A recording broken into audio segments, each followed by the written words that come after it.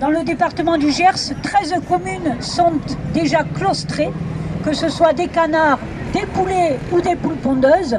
Donc les animaux, c'est fini, ils sont enfermés à l'encontre de leur bien-être, à l'encontre de leur physiologie naturelle, que sont nos êtres vivants proches de nous, ces volailles. Et depuis donc, cette année 2016, on avait déjà l'impossibilité de réaliser notre métier dans les conditions dont on avait l'habitude de le faire, parce que tout simplement, on nous demandait de la réalisation d'investissements, des pratiques qui ne correspondent pas à notre métier. Et donc la solution, il n'y en avait pas 50, c'était la cessation d'activité. Donc on a réagi et entre éleveurs de la région et consommateurs, puisque depuis ce jour-là, on a créé un collectif qui s'appelle le collectif Softipool, et ça nous a permis donc de nous rassembler, d'avoir ce soutien des consommateurs. Et petit à petit, on a vu que donc, sur l'ensemble du territoire français, on avait une cohésion et on avait des petits Softipool qui se créaient. Rejoint le collectif Softipool, parce qu'ils avaient déjà fait un travail qu'on n'avait pas à refaire sur cette relation avec le consommateur. Notre métier qu'on pratique depuis 3 ans, c'est une installation qui est un vrai succès et elle est en péril en fait maintenant. On est encore en période jeune agriculteur pendant encore 1 an et on ne sait pas si dans quelques mois on va pouvoir continuer notre métier alors qu'on se fait disputer par nos clients tous les marchés parce qu'on n'a pas assez d'œufs et de poulets. Voilà, donc on sent bien que les consommateurs veulent de ce qu'on fait. Les écoles viennent visiter notre ferme. Tous les enfants sont heureux de venir planter des fleurs et puis de regarder comment on travaille.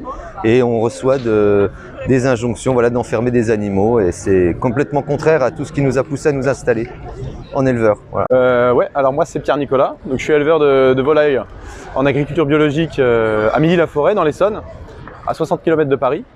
Et j'élève environ, on va dire, je fais 350 poulets par semaine et j'ai 150 poules pondeuses. Voilà. Évidemment, c'est du bio, donc c'est du plein air. C'est pour ça que je suis là aujourd'hui. Depuis 1 an, on le sentait venir. On a quand même un gouvernement qui souhaite niveler les choses de manière assez brutale. C'est-à-dire qu'on veut enfermer toutes les volailles juste par période de grippe aviaire.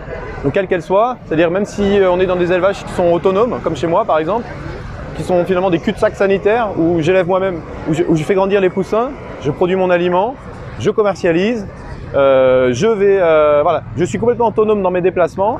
Il n'y a aucune raison que le virus arrive chez moi via des camions, via des travailleurs extérieurs. Et aujourd'hui, ça veut dire que même moi, on me ferme mon élevage complètement et on va me faire vendre des poulets en bio alors qu'ils ont été enfermés toute leur vie. Ne croyez pas, ce n'est pas le plein air responsable. C'est bien le modèle industriel qui est responsable des crises sanitaires que nous avons.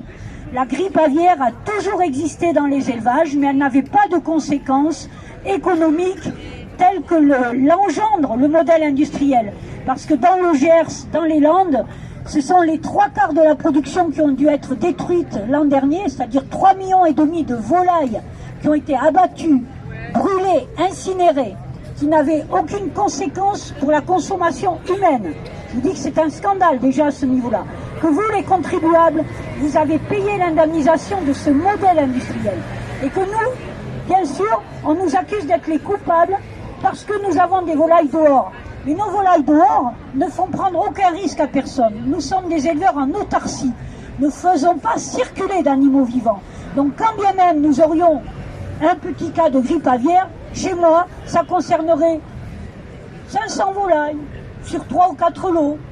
Allez, 1000 volailles, ça ne va pas coûter les 3,5 millions, mais mon virus, il restera là, chez moi. Parce que chez moi, j'élève et j'abats sur place. Je ne fais pas circuler l'animal vivant, donc je ne fais pas circuler le virus. Et que nous, les éleveurs plein air, nous respectons les normes dites de biosécurité depuis très longtemps, et notamment par le fait que nous avons des faibles densités d'animaux. Et qu'un animal qui est élevé en plein air, où il a de l'espace par rapport à ses congénères, est beaucoup moins sensible aux problèmes de maladie. C'est le b.a.-ba du sanitaire. Nous, on est en bio en plus sur ma ferme, avec mon fils et mon époux. Je vous assure, ça fait 30 ans qu'on fait de l'élevage bio. On n'a jamais utilisé le moindre produit vétérinaire. Donc ça veut dire que... on a prouvé, montré que ça marchait bien, qu'on est des gens qui vivons de notre métier, et ça, il ne faut pas nous l'enlever. Comme Sylvie, moi ça fait 20 ans que je suis producteur, jamais j'ai utilisé un seul produit phytosanitaire sur ma ferme et ça marche alors qu'on fait 10 000 poulets par an et 200 poules pondeuses. Donc voilà, moi je voulais juste apporter mon témoignage.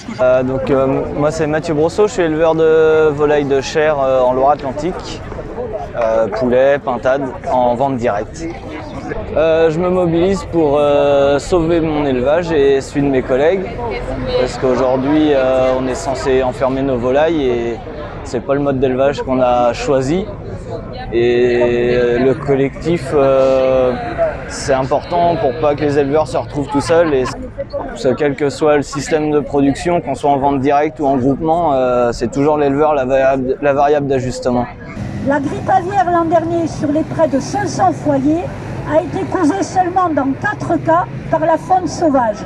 Tous les autres foyers, c'est-à-dire 490 et quelques, ont été liés à la diffusion par l'activité professionnelle et industrielle de l'élevage, c'est-à-dire la circulation des animaux vivants, les personnels qui sont très spécialisés dans cette segmentation industrielle, parce que là on peut parler du bien-être animal, mais on peut parler du bien-être des travailleurs aussi. Donc je suis Gaël Croqueviel, éleveur de volailles dans le Calvados, donc volailles de chair et poules pondeuses bio. C'est important qu'on puisse laisser toujours nos volailles en plein air. Enfin, nous, on est dans des systèmes où enfermer des volailles, c'est pas possible. Enfin, pour moi, c'est pas envisageable.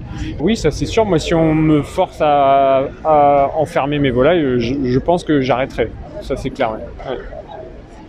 Alors, je suis Nina, je suis éleveuse de poules pondeuses en bio dans le Var, à Silan-la-Cascade.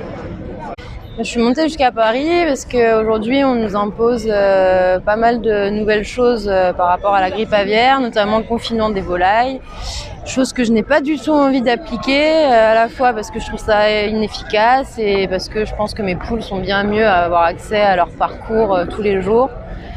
Et que voilà, je ne me suis pas installée en élevage pour leur infliger un confinement systématique plus de la moitié de l'année, tous les ans.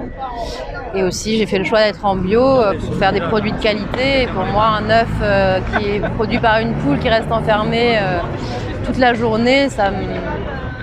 Récemment, à une quinzaine de manifestes donc, de la Confédération paysanne et du MODEF, ça nous paraissait important de montrer publiquement et devant les médias qu'on refusait une bonne fois pour toutes de claustrer nos volailles. On n'était pas responsables et on n'était donc pas coupables. Et il fallait effectivement que ça se sache et que l'administration effectivement soit au courant que de toute façon, quelle que soit l'issue ou les évolutions de la pandémie, on ne recommencera pas les erreurs de l'année dernière, à savoir se soumettre à une claustration dont on n'est absolument pas Le message aux consommateurs, c'est qu'on a besoin du soutien, de leur soutien, parce qu'aujourd'hui, nous, on essaye de résister contre ces arrêtés qui vont être mis en place. Et si demain, les consommateurs, du coup, nous suivent pas, on va être...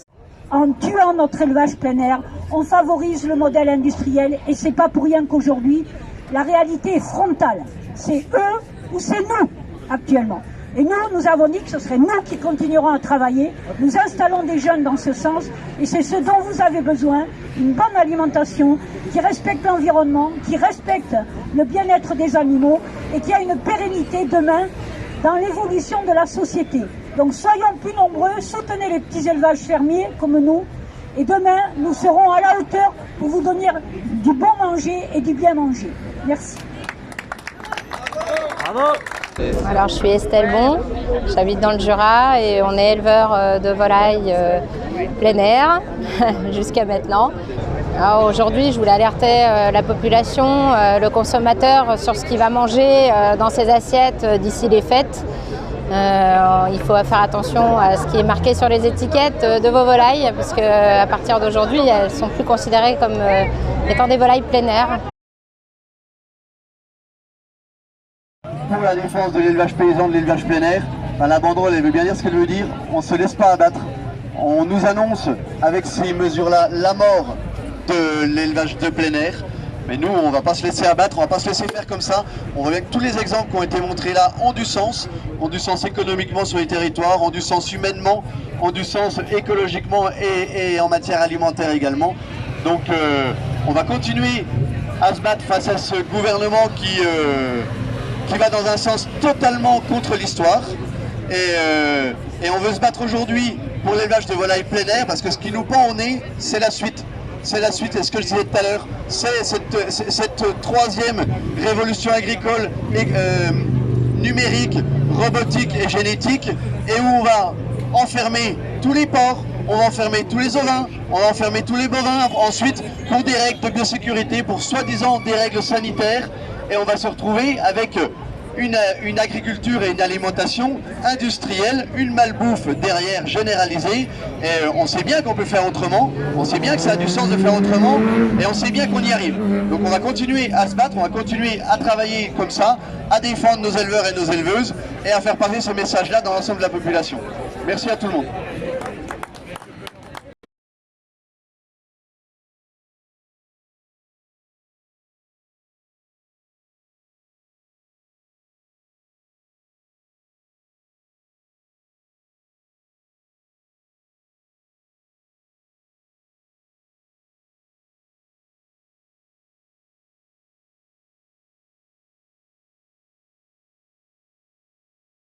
C'est incroyable.